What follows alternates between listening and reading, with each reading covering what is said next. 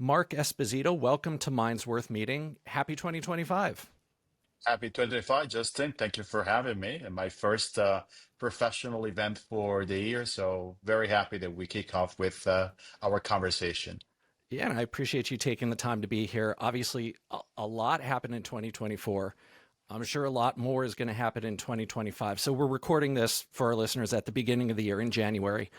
So what are some of your takeaways technology wise from last year? What really made an impression on you? So, I do work, as you know, within the AI field, among other areas, and I knew AI was becoming the conversations that every single organization wanted to have, but I wasn't expecting this to become so widely distributed across the world. I thought at first it would happen in countries like the US or in Europe, but I travel enough so that ranging from Brazil to Asia to North Africa, the conversation on AI was becoming almost like a common denominator.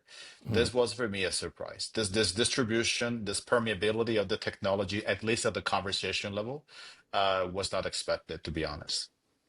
That it's interesting because we've heard so many experts say the same thing that obviously this has been developing, at least pop culture wise, ChatGPT. We've been hearing about it for about 2 years now, but 2024 really felt like a kind of inflection point where Mhm.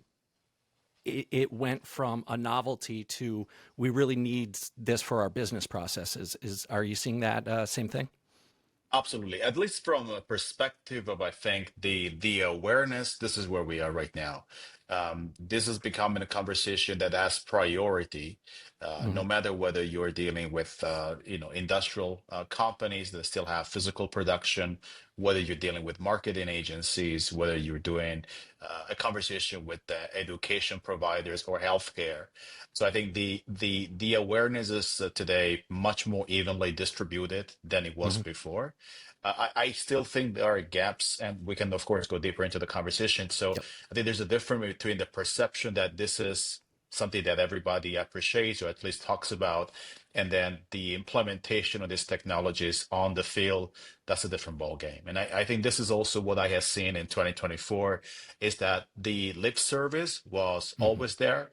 But when Right. you go and try to scrap a little bit the surface, you realize that some companies have understood it also at a deeper level of integration. Other companies haven't crossed the bridge yet. Yeah, and I definitely do want to go deeper into that. I feel like there's a bit of an education gap in the sense that an executive's kid might say to him, "Hey, you have to do generative AI. You have to do Chat GPT." And they go to the board and say, "We have to do generative AI," but don't really know what that means. So, like, what's the next step from knowing it's a thing to understanding how it's going to help your business? I think if I to simplify my own understanding of what I have experienced with both governments and organizations, there's a cultural dimension that tends to be underplayed. Hmm.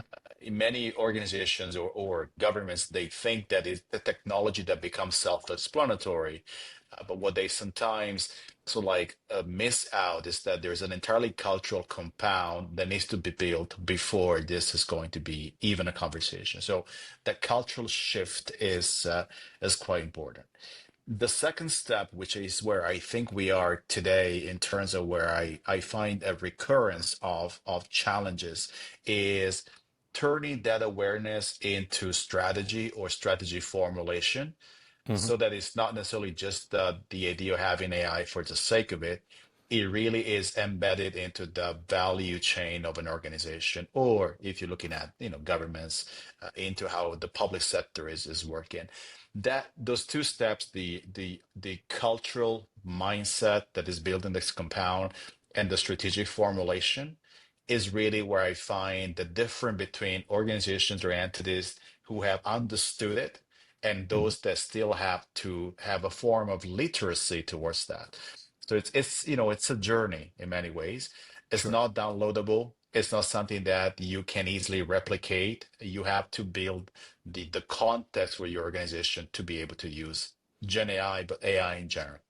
Right, right. And I feel like the on ramp is longer than a lot of people think, that you don't just flip a switch and, hey, we have AI. That's Can you right. talk a little bit about that process of, from awareness to actually getting an ROI on AI systems, AI tools? Sure. So, see, Justin, where I found that there is opportunity is when suddenly a clear area of intervention or a pain point is identified. Maybe we have already started to have a first inkling of digital transformation, and we have understood the difference between running organizations like we used to and running organizations through technology. I think this is Right. where I found almost like a threshold. When that happens, then the quality of the questions that we're asking define whether we need AI or something else. There are circumstances where we don't need predictions, or we don't need detection of patterns, or we don't need delegation of tasks. We simply need to transform a process from obsolete to contemporary.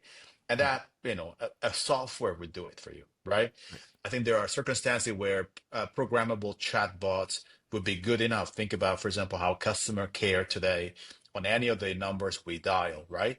Is largely integrating number of functions within a Sure. menu that goes from 1 to 0, right? To one Right. to nine, right?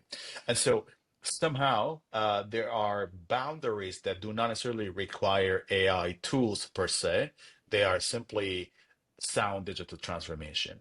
Mhm. There are other questions that instead they are coming as AI native because they are taking into account the fact that this is a question that likely could use the delegation of agency to an algorithm.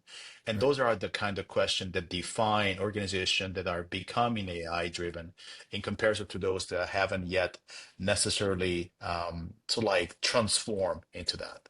Right. So AI for the sake of AI is not the way to look at it. Absolutely. See, there is I think it was this is our trivial information, but I think no long ago there was a survey from one of the big four asking how many of those companies saying we do AI really do AI. And I think the number was close to about 50% say they do, but they don't. The Yep. rest they do. So I think we still have to like go deeper into the verification of what defines an AI company, Mhm. except that saying it that you want to do AI doesn't necessarily make you do AI. Right. Right. Right. I definitely want to go more into the agency part of it. I feel like the talk about agentic AI and AI agents now is where the talk of generative AI was not even last, maybe 2 years ago. And I feel like it's going faster. Mhm. Can you tell us a little bit about if somebody like me didn't hear of agentic AI before this? Can you give us just a quick primer on what that is? Sure. Look, it goes hand in hand with the transformation of the internet that happened almost like a trigger after COVID. So just to give a bit of context, the size of the internet as an infrastructure of exchange is today bigger than before 2019. We estimate in majority of industrialized economies the size to be about 30% larger. With more internet, we do have more decentralizations. So there is more peripheries that now have been impacted by the use of these technologies. Right. And this is what the narrative around Web3 tends to go. The idea that the web went from centralized and a marketplace to decentralized. Agentic AI actually trails on the very same narrative that we have an expansion of the internet by decentralization, and we delegate some of the tasks to algorithms to take care of an entire process autonomously without any form of intervention from our side. So Right. it sounds more, I think, to some degree, it sounds probably more mystique than what it is. It could be, for example, a payment that is automatically verified and sent over, right? It could be a verification that we're doing with a Face ID on our smartphones that suddenly unlocks, points or privileges on a fidelity card. So Right. it Sure. could be any form of delegation of agency to the algorithm that doesn't require verification within the standard distribution. Of course, when you have anomalies, you tend to resort to human intervention. That's what they Mhm. call human in the loop. But this expansion of the algorithm from a control environment where we used to basically say supervise, unsupervised, and then eventually try to get algorithm to do specific functions was Yep. always very centralized.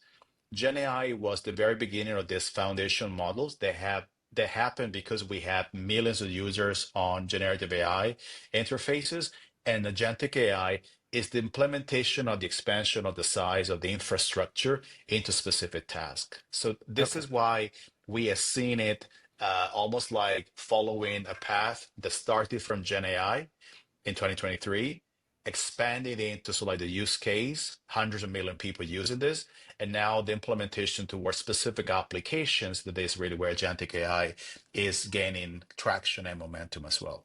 Yeah. And do you see that becoming widely adopted in 2025, or are we going to need, again, similar to Gen AI, are we going to need a year to really understand it and then it starts getting implemented widely? I think more and more. I think there are two possible interpretation of this. The first one is that if we're expanding the spectrum of use cases of Gen AI, we're going to find more use cases also for agentic AI. Sure. The one of the challenges that we have today, especially in small medium enterprises, is that the range of functions they use is very narrow. Mhm. You can count them on one hand, right? And this is very different from multinational companies because they are much more capitalized, and so they could explore more, they could pivot more, they could do more experimentations. So if we are able to expand the almost like the spectrum of reference for organization to use more function of AI, then one way to do this at a relatively low cost is to tap on agentic AI. So Mhm. I think agentic AI will happen as a consequence of having expanded the use cases. It won't happen just because people will find this cool. It's Right. because it requires to be integrated inside of a specific choice that discretion to say, I want to do it is important. Okay. So you can't just skip the steps before and say, we're doing agentic AI this year. No, see, Justin, because of what I think we were saying before as well, there's a whole transformation of the workplace when you do an Right. agentic AI. The delegation of power to algorithm does not necessarily displaces humans, but Yep. it does augment them. And the augmentation requires training. That training, in a lot of circumstances, not where we want it to be yet. 2 days ago, the World Economic Forum, so 2 days ago, we're talking early January 2025, the World Economic Forum has published the 2025 reports on jobs. And one interesting story about the infographics they produce is that there's a significant number of people, roughly 40% of the workforce, that has not yet been trained to use technology adequately. And so you might find that there is the board intention to go in that direction, but you don't have the capability on the talent front to support the integration. Sure. And that sort of like integration of the labor force into the skills that are required to run agentic AI is critical, because one of the things that sometimes we do not consider, the more we're delegating tasks to technology like AI, the more we actually go and generate an exception for humans to basically interfere or intervene. So Sure. we don't Hmm. displace humans. We have to reallocate them according to how we are reframing the task in the first place. Interesting. Um, and as we move ahead into the year and further into this kind of implementation, I know something you write a lot about is governance. Are we going too fast? Is the governance not catching up quickly enough? Look, I don't think governments have been able to be fast enough. I think Mm. there's a subtle balance between the expediency of innovation, where we have to innovate, is the nature of advanced economies, and the legitimacy that comes from governments regulating. I Mm. don't personally find that governments have been able to be in par with that. I find them to be a bit behind. Because they're behind, sometimes they overdo governance. It becomes quite prohibitive or very restrictive. What I fear Right. is we might find few examples from small countries that have more sandbox mindset, that they will be able to eventually do the right level of governance, meaning governance becomes agile, Yep. entrepreneurial, Mm. experimental, right? And governments who don't understand this because it's not part of the DNA, and they don't have necessarily the skills force necessary to understand how to assess risk in that context, we might find governance to be out of sync with the pace of development. I think we were getting to some form of minimal threshold towards the end of 2024.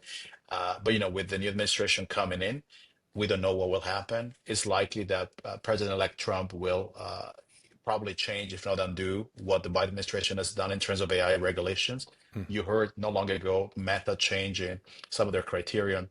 So we are up for a ride in the sense that we cannot expect that what we have done so far will follow a linear trajectory.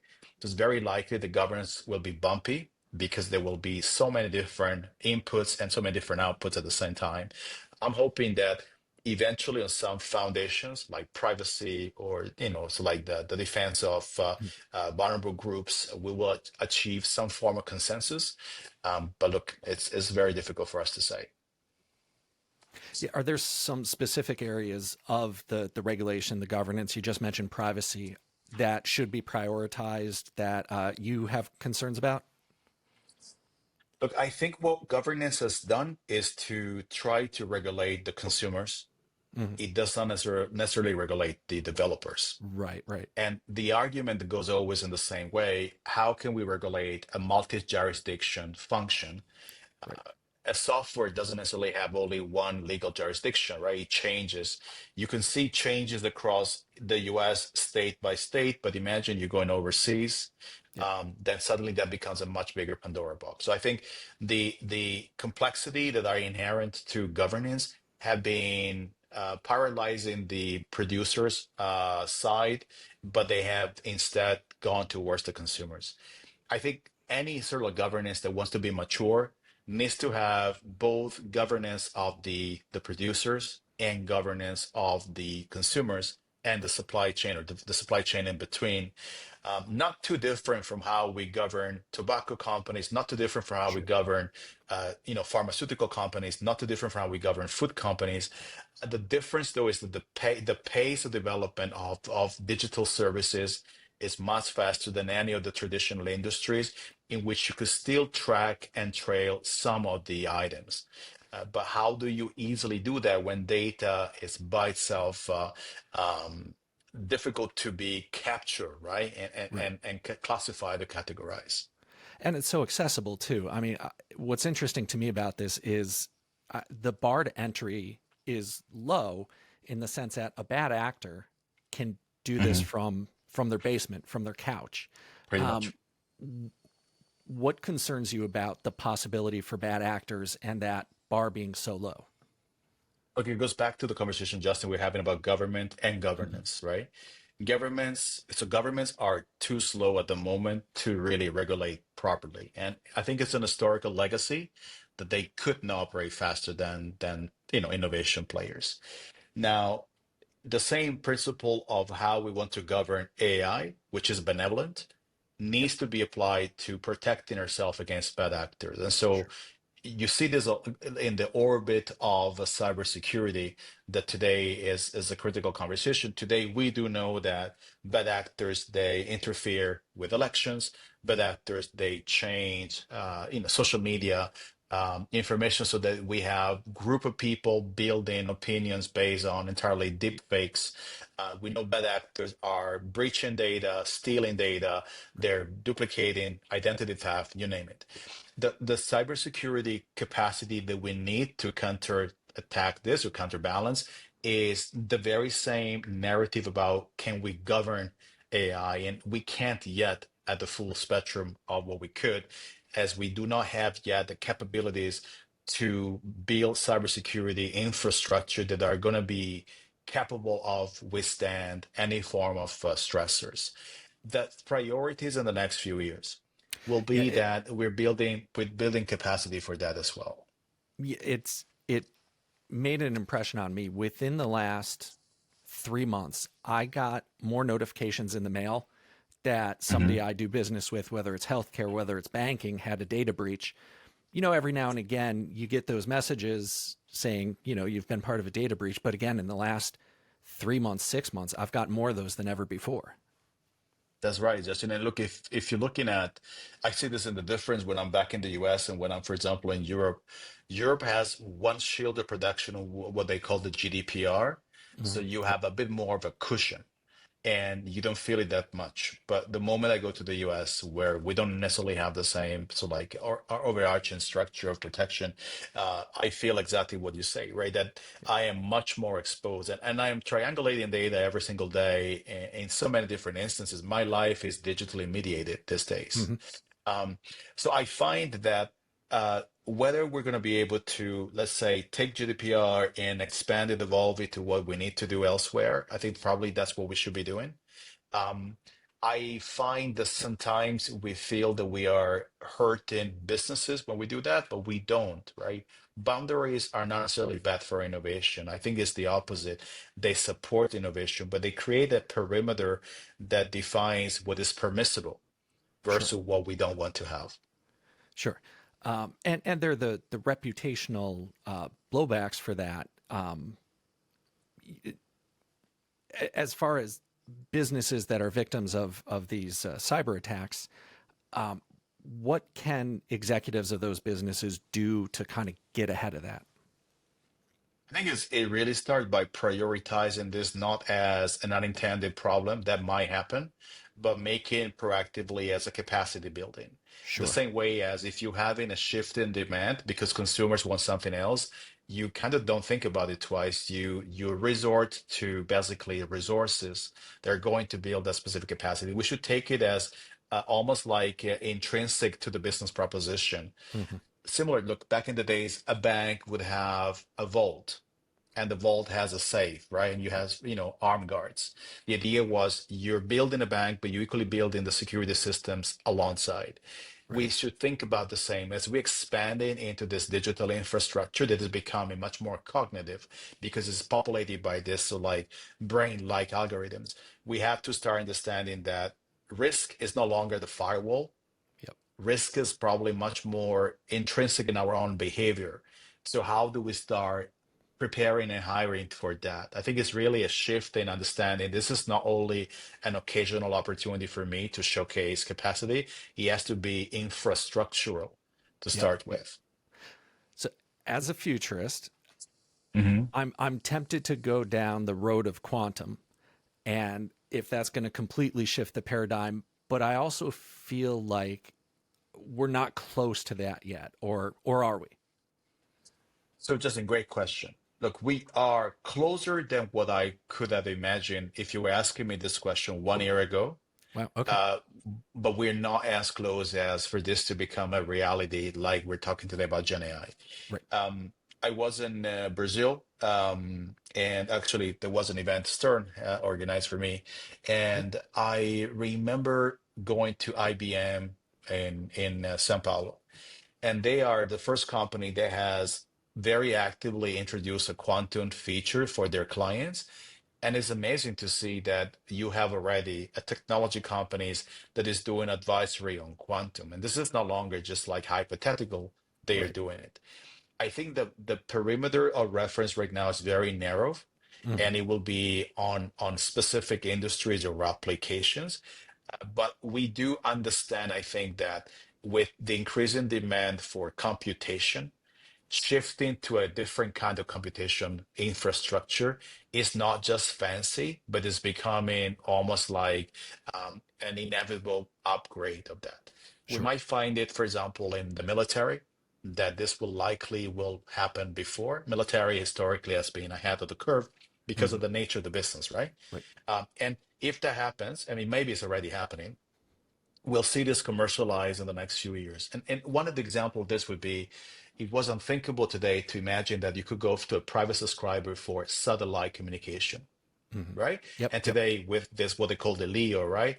The satellites around the first tier of the Earth, we have a significant wide coverage worldwide. Right. It was an airline, I think it's Qatar Airways, that started to pilot Starlinks on some of their flights, and people were watching Netflix or doing phone calls, right? So the same way as this was unthinkable even 5 years ago, the moment the quantum is becoming more visible, I think we're going to see that is a groundbreaking transformation. So unlikely we know exactly when it will happen. Hmm. It would be, I think it would be too far-fetched for us to imagine that it will not happen. Yeah, one of my favorite things to do, and I'm an old school nerd. I went to science camp when I was growing up in the Pocono Mountains, looking at the stars, seeing those Starlink satellites, and there are apps that'll tell you when you can see them. And seeing those satellites going across the sky is just one of the most surreal experiences because it's so it's such a cognitive dissonance that you don't Yes. expect to see something like that. And also when you think about the technological aspect of it, it's really a little mind-blowing. Big time. Look, Justin, I grew up by thinking of space as an exploration, right? And the fact that you have astronauts. Today, you have a generation of Gen Z and millennial who talk about space economy. Hmm. Um, and it's like you have to wrap your head at the idea that what is a space economy, and the fact that we can talk about the space economy. Yeah, I saw this in Dubai not long ago. The government had a project to do exploration of Mars that was 100 years into the future. And you're thinking this is not coming from a science fiction, producer. This is a national right. government thinking about that. So clearly, we are looking at expanding our sense of normal of what is life on Earth by expanding at least to the outer part of the Earth to the space. And look, the private organization that today are into space economy, they're a company that we all know about. And this shows you that this is not only just NASA or the former Soviets, right, or the Right. Chinese. Now it's becoming a pretty flourishing business, and likely in our lifetime we'll see more of that. Yeah, I've said this before on the podcast. I have 9-year-old nieces, and I think about when they're my age, the things that I Hmm. couldn't imagine when I was 9 years old, like smartphones and streaming movies. I worked at a video store that was my first like big boy job, was working at a video store. And so I wonder, in 30 years, what they're going to think back on in that way. And can we predict something like that? Or is it hard to because we can't necessarily imagine that kind of stuff? You see, listen, I just to build on the same analogy, I remember walking to the Blockbuster Hmm. store to actually rent. Yep. And I remember being late for the rentals back. Later on, Right. when I grew up, I find out that it was part of the business model that they were making a significant amount of money on the Yep. late rentals, right? And I remember that they came with the video game, the popcorn, and it was a journey, right? Going to Blockbuster. I think in the same way, I would have never imagined back in the days that, let's say, 30 years down the road, we would have thought about streaming completely different, music completely different. And I have a friend who teaches it's like innovation and entrepreneurship. He tells a story at the beginning of his classes to say, in 1980s, all the technology that we had on our smartphones today, they all existed, but Yep. their cumulative price would have been $32 million back in the days. Wow. It was unthinkable that we could have the same technology one day for $1,000, right? So to answer your point, I don't think I can stretch myself to something that is outside of my own conditioning. Sure. But it's very likely that if within 40 years technology entered into a smartphone when the pace of development was not so fast, today that we're dealing with an entirely different set of technologies, it's really unimaginable what likely the next 20 years could be like. And Right. if we survive the next few years, it will be exciting to see this firsthand. Yeah, I think about those teachers in high school who said, you're not always going to have a calculator in your pocket. And look at us now. So I do want to get to in the next year. So if we're having this same conversation this time in 2026, what do you think we'll be looking back on as big steps that we're taking this year? I think we will see more examples of AI application that have now entered smaller, medium enterprises. And today we still match greatly AI with the large companies. We're kind of missing the voice of the smaller player that now can innovate and become, world-class players because they were able to integrate AI and build their productivity differently from Right. before. So I'm looking forward to the story of the small guys who have really created a global impact because they really understood the idea that this technology largely expand the opportunity we have outside of the traditional size of the organization or country we Sure. operate. So I would hope that we'll have more examples of companies that have been able to shape our landscape by doing that. Um, I also think that there will be a wider range of people that will move into augmentation.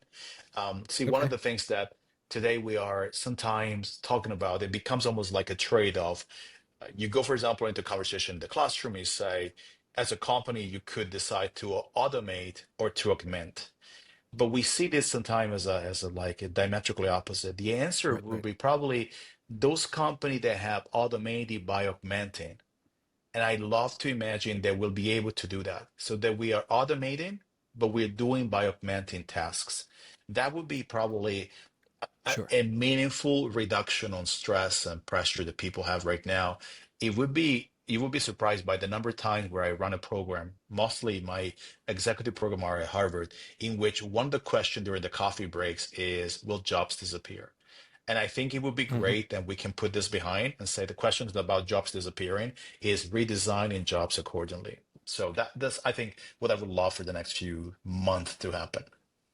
Yeah, and I heard a great way to look at it that AI is not going to take jobs, but it's going to change jobs, and that doesn't necessarily have to be a bad thing. Look, I remember, Justin, not long ago, we had this conversation about jobs gone and jobs created, and it was in favor of jobs gone, right? So it was clearly Mhm. a moment in which you could say the job will be gone because they were obsolete to start with. In the report from the World Economic Forum I mentioned before, for the first time, we see that we have replaced 92 million jobs, but created 170. So Hmm. finally we're understanding that technology is not an enemy or is not designed to antagonize us, is I think is an opportunity for us to move away from complacency and Sure. change the design of the job. I remember running a video in some of my classes not long ago about the transformation that we're having with technology. And what really struck me back in the days was when the video said, if you're taking the jobs in the United States today, roughly 50% of this job existed 100 years ago. Hmm. So it's not that technology by itself is doing us a disservice. It's that we had jobs that were designed when this technology was not even, a possibility. Right. And so it's natural to think about upgrading this job towards the technology components. I think we should not fall into the trap of a trade-off between technology and humans. The question should be, how do I now design a job where I am using technology to expand my voice and Sure. and move my necessity from more of a physical repetitive task to more of a slightly different supervisory contextual or strategy driven task. Yeah, and I think it could be really intellectually stimulating.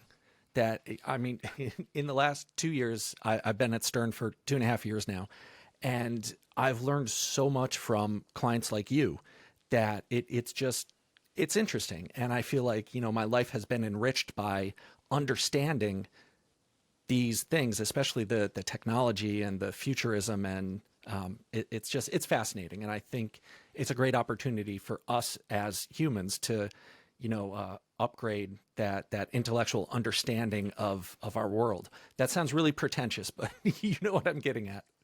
Look, I subscribe to that, Justin. I can tell you, I start feeling that if education back in the days was so like a match to an employment into the future, we understand that cannot work anymore because we do have people with high degrees who don't have a job. I think when educations become mostly knowledge because we Mhm. like it, then it becomes almost like our arsenal of opportunity for us to explore. But decoupling us from the employability of the technical skills that came before with the silos, I think is Mhm. a form of liberation, to be honest.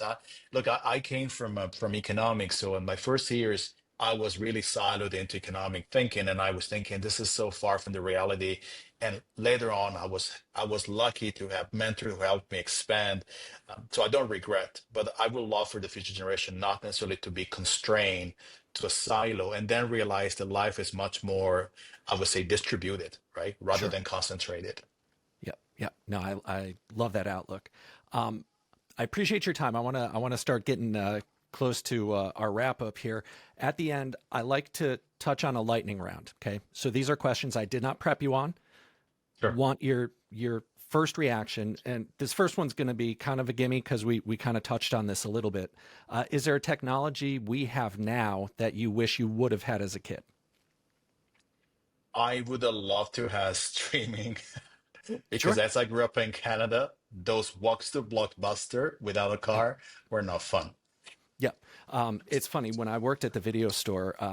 I left to go to college. This I'm totally aging myself here. As they were changing, literally installing the shelves for DVDs, and I remember the manager being like, "Nobody's going to buy these." And I've now got from working at the store. I was one of those people who I spent my paycheck right back at the store, Yeah. and so Yeah. I've got boxes of VHS, in my mother's basement that are useless. I don't even think collectors want VHS tapes. No, that's not like like It's like they're vinyl. not collectibles, right? Yeah. Right, right. Okay, so I know you do a lot of traveling. Is there a food you miss most when you travel?